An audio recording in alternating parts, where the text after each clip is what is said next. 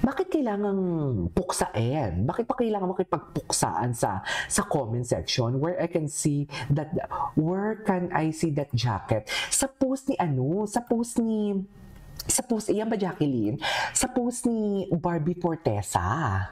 Sa photo niya, yun nga, kagabi ko lang din niya napansin. Matagal na yan in-upload sa Instagram niya. Matagal na yan in-upload. Like 2 days ago or 3 days ago. Kaso nga lang, ang nakapansin talaga niyan, yung editor. Yung Barda, yung nag-edit na Barda fan, si Petsky. So ngayon na nakita ko, sabi ko, may letter A nga. Yes, may letter A, oh. Hindi yan edited, Hindi yan edited. Kaya naloka ako. Kaya excited ako tuloy gumawa ng vlog ngayon. Sabi ko, sa dami ng how do I say this? Sa dami ng tawag nito, sa dami ng nawala ako. Sa dami ng letra ng jacket, totoo ba? Diba? Kaya maluloka ka din talaga, Jacqueline, diba? Aminin mo yan, Chares. Diba? Dito muna tayo kay Barda United. Ay, wait lang. Ay, ito. Wait lang, bakit ba nauso-usapan turtleneck ngayon? Ito na yung context pala. Diana without the neck? Oh. Turtleneck yan. Oh. Basta binig mo, turtleneck ka. Ay, oo, pinanood ko ito kahapon. Bakit hindi ko na-gets? Hala, ayan. Ayan yung tusukan nila.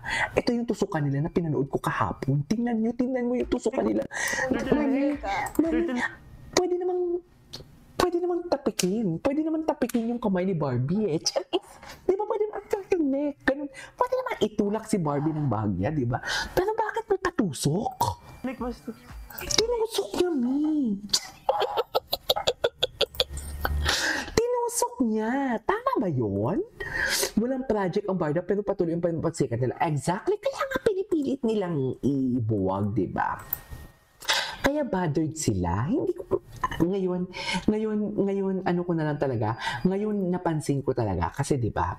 Yung si Chi Filomeno tsaka si Sofia Andres na mga issue. Napatunayan na nagbabayad ng mga influencer and everything. Siraan mo lang tong taong to. Ngayon naniwala talaga ako na meron palang ganyan, no? Sirain para lang na babayaran ka tapos sirain lang si David. Ang isang artista. Diba? Kasi turtle, baglis yan eh. Ayun yung Ay, strap. grabe. Ba't They say she was seen on occasion, pacing the rocks, staring out at the midnight sea. Okay. And everything's Ay, di ba? Ito yung napansin ko din na pag kumain si Barbie, katulad yung ginawa. Chares! Ay! Oh, loko. Wait lang, gusto ko to. Teka, isipin mo muna na dami nanonood. Sige na, pakis lang, isa lang. Ay, atake! Inaaway nila to. Eh, di ba ikaw na nga, di ba Loki nga? Loki nga ni. Loki nga ni. Atake tayo dito sa mga repost. Ay! Ay, ganun ba talaga yun? Wait lang, ha?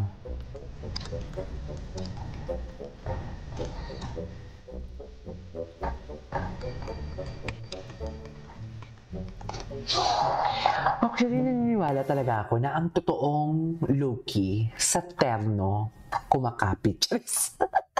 Ang totoong Loki sa terno kumakapit. Kasi di ba lumabas na to? Lumabas na ba to? Ay, just seen it Loki for sure. Totoo. Ang totoong Loki. Ay, si Shirley. Shirley, nakakatuwa ang dalawa dyan. Shirley, shout out sa'yo. Ay, ang daming ayuda. Wait. Ay, si Shubi ba yung sinampal? Si Shubi. Bakit naman si Shubi? Nagtatrabaho lang naman si Shubi. Wait. Ay, atake. OA sa acting, OA sa pamilya, OA sa school, OA sa trabaho, OA sa confidence, OA sa live selling. Ay, Oo, OA. OA talaga kami. Overachiever, overasenso. Ay, OA ako oo. with Oppo E6 Pro. Ang ganda ni Barbie, loko, di ba? Barbie naman, bakit mo naman iniwan si Alden Richards? Barbie, kinalaban mo talaga si BFF. Totoo ba, Barbie? Kinalaban sa dami-dami ng telepono, Barbie, pwede ka naman mag-Samsung, Barbie, di ba? Para kasama mo ang Don Bell. Bakit mo naman kinalaban si BFF? Mas pinili mo talaga ang Ginoo sa Oppo? Barbie, ha? Yan yung sinasabi ko. Ang brands talaga, may alam yan.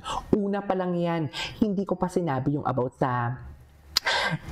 wala pa to sa usapan. McDo pa lang in everything. Brands pa lang. Ang sabi ko, di ba naalala nyo, sinabi ko na parang sinisira, hindi nila sinisira lang si David. Pati si Barbie, sinisira nila. Kasi David and Barbie counted as one yan, as part. Kung masira si David, sabay ng pagkasira dyan si Barbie. Tapos, Barda ang masisira. Siyempre, pag masisira ang Barda, wala ng support. Wala ng fanbase. Wala ng Barda na fanbase. Mabubuwag yan for today's video. Siyempre, ang unang maapektuhan dyan, kasi given the fact, ang management, ang GM, hindi yan sila masyadong maapektuhan kasi alam nyo bakit. They can give projects to David itself. Actually, ginagawa nila, may project si Barbie itself. Ang maapektuhan dyan yung brands. Minsan, di ba, yung kontrata, kung pagsasama-samahin mo yung brands na binabayad ng brands, mas mahal pa. Mas malaki pa yung amount kesa sa kontrata na pinirmahan nila. Sabihin natin 300 million yung kontrata nila sa GMA. Kay Barbie lang yan. Pero pag sa brands, syempre mas malaki pa yan. Diba? At hindi lang isang brands. Pag sama-samahin mo lahat ng brands, diba? Siguro sa Oppo, ayoko na, hindi, wala naman ako sa posisyon para, assumption ko lang to. Siguro sa Oppo, kulang-kulang dito, siguro mga 30 to 50 M. Pag Barbie Fortesa na yan eh. Diba? David Licao ko na yan eh. May pangalan na din yan eh. Diba? So parang mga ganun. Actually, mababa pa nga siguro 100 M dito eh. Totoo lang. Kung endorser ka. Diba? So basically, ako ay wish ko sana talaga magkaroon sila na, may sasakyan ba silang in-endorse? Sana talaga papasok din sila sa sasakyan. Sa totoo lang. Anyways, yun na nga, Barda talaga yung nila, pinupuksa nila. Pero kasi, ang brands kasi knows the truth. Alam ng brands ang katotohanan. Kaya nga patuloy pa din sila talagang sinusuportahan o patuloy pa din nagre-renewhan ang mga kontrata nila. Kasi alam ng brands kung what's the real score and hindi nila niloloko ang tao. Yan yung importante pag nag-i-endorse ka. Di ba? Huwag mong lokohin ang tao kasi kung niloloko yung tao, masisira pati brands. Masisira yung pati brands. Paano kami maniniwala sa iyo yung endorse? Yan yung purpose ng endorser eh. Di ba? Na kailangan mong mag-influence. Di ba? So kung naglulukuhan ng pala tayo dito, naglulukuhan lang yung Barda, bakit pa bakit pa sila kukunin ng brands? 'Di ba? Na parang niloloko yun din naman yung mga fans nyo eh. Wala naman kayong totoong relasyon eh. Fake lang din naman yung pinapakita nyo in front of camera eh. So baka pag malaman na fake yung pinapakita ninyo, baka pati ang McDo o baka pati yung negosyo namin maapektuhan. Actually, hindi lang baka maapektuhan talaga. So bakit pa namin kayo kukunin? 'Di ba? Pero ang matindi pa talaga dito, nauna si Ginoo sa Oppo eh. Bakit kinuha si Barbie? Bakit kinuha si Barbie? Imposible. Imposible hindi natunugan niya ng ibang telecom company. Oo. Sila lang din naman talaga yung nagpupuksaan dyan. O pag inoferan ka nito, offeran mo na mas malaki and everything. Diba? Atake. Good PM Alexa Beltran, hindi kaya palabas lang nila ang di pagpapansin sa McDo event para di natin isipin na magkasama sila sa bakasyon ni Barbie. Hindi tayo sure dyan for today's video. Huwag tayong mag-assume. Basta importante, kinilig ako doon sa hindi nila pagpansinan sa McDo. Kasi doon talaga nagpapatunay na may something talaga sila. Hello! Ako ilang beses na akong sinundo. Ako ilang beses na ako na late sa friends ko and everything Pero never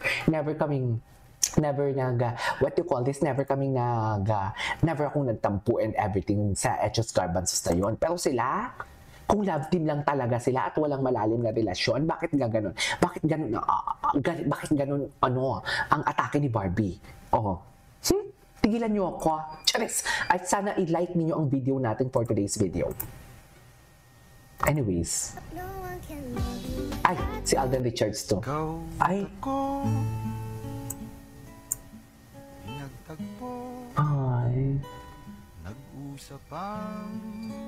Atake?